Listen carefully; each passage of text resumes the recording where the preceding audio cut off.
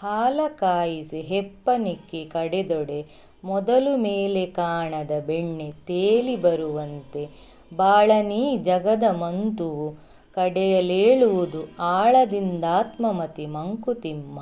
ಹಾಲು ಕಾಯಿಸಿ ಹೆಪ್ಪಾಕಿ ಮೊಸರು ಕಡೆದಾಗ ಮೊದಲು ಕಾಣದಿದ್ದ ಬೆಣ್ಣೆಯು ತೇಲಿ ಬರುವಂತೆ ನಮ್ಮ ಬದುಕನ್ನು ಜಗವೆಂಬ ಮಂತುವು ಕಡೆದಾಗ ಅಂತರಾಳದಿಂದ ಆತ್ಮಮತಿ ಎಂಬ ಬೆಣ್ಣೆ ಬರುವುದು.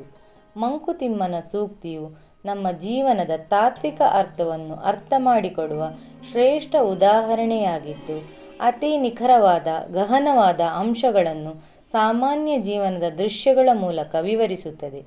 ಇಲ್ಲಿ ಡಿವಿಜಿಯವರು ಹಾಲು ಕಾಯಿಸುವ ಪ್ರಕ್ರಿಯೆ ಮತ್ತು ಹೆಪ್ಪನಿಕ್ಕಿ ಬೆಣ್ಣೆ ತೇಲಿ ಬರುವುದರ ಮೂಲಕ ಆತ್ಮಜ್ಞಾನದ ತಾತ್ವಿಕತೆಯನ್ನು ನಿರೂಪಿಸುತ್ತಾರೆ.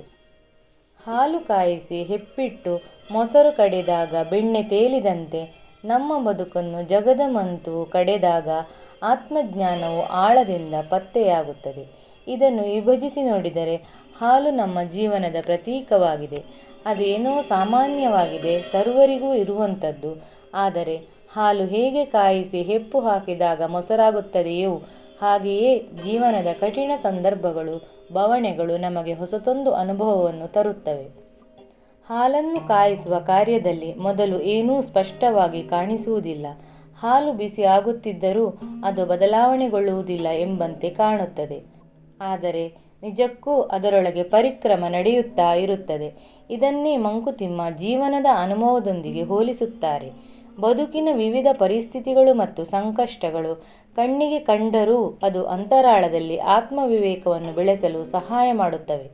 ಹಾಲಿನಿಂದ ಮೊಸರಾಗುವಂತಹ ನೈಸರ್ಗಿಕ ಬದಲಾವಣೆಗಳು ಜೀವನದಲ್ಲಿ ವ್ಯಕ್ತಿಯು ಎದುರಿಸಿದಾಗ ಅವನು ಅಥವಾ ಅವಳು ಹೆಚ್ಚು ಬುದ್ಧಿವಂತಿಕೆ, ಶಾಂತತೆ ಮತ್ತು ಸ್ಥಿರತೆಯನ್ನು ಅಭಿವೃದ್ಧಿಪಡಿಸುತ್ತಾರೆ. ಇದು ಆತನ ಮನಸ್ಸಿನ ಆಳವನ್ನು ತಲುಪುವ ಪ್ರಕ್ರಿಯೆಯಾಗಿದ್ದು, ದೈಹಿಕ ಮತ್ತು ಮಾನಸಿಕ ಶುದ್ಧತೆ ಇದ್ದಾಗ ಮಾತ್ರ ಈ ಆತ್ಮವಿವೇಕದ ಬೆಳವಣಿಗೆ ಸಾಧ್ಯವಾಗುತ್ತದೆ.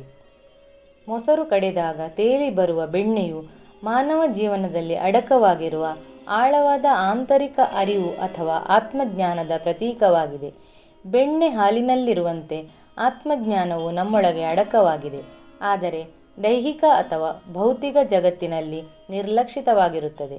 ಜೀವನದ ಸವಾಲುಗಳು, ಸಮಸ್ಯೆಗಳು ಮತ್ತು ಕಷ್ಟಗಳು ನಮ್ಮ ನಿಜವಾದ ಸ್ವಭಾವವನ್ನು ಮತ್ತು ಆಂತರಿಕ ಅರಿವುಗಳನ್ನು ಹೊರಬಿಡುತ್ತವೆ. ಸಂಕಷ್ಟಗಳು ವ್ಯಕ್ತಿಯನ್ನು ಪರಿಪಕ್ವಗೊಳಿಸುತ್ತವೆ. ಆತ್ಮಜ್ಞಾನವು ಜೀವಿಯೊಳಗೆ ಆಳವಾಗಿ ನೆಲೆಸಿರುವುದನ್ನು ತೋರಿಸುತ್ತದೆ. ಇದೇ ಆತ್ಮಮತಿ ಅಥವಾ ಆತ್ಮಜ್ಞಾನ.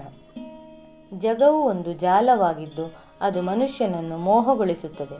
ನಾವು ಬದುಕಿನ ಬಾಹ್ಯ ಸ್ಥಿತಿಗಳ ಮೇಲೆ ಹೆಚ್ಚು ಗಮನ ಹರಿಸುತ್ತೇವೆ, ಆ ಕಡೆಗೆ ಆಕರ್ಷಿತರಾಗುತ್ತೇವೆ ಮತ್ತು ನಮ್ಮೊಳಗಿನ ಆಂತರಿಕ ಆಳವನ್ನು ಮರೆಯುತ್ತೇವೆ. ಜಗತ್ತೆಂಬ ಮಂತುವು ಕಡೆದಾಗ ಜೀವನದ ಸತ್ಯವು ಹೊಳಪುಗೊಳ್ಳುತ್ತದೆ.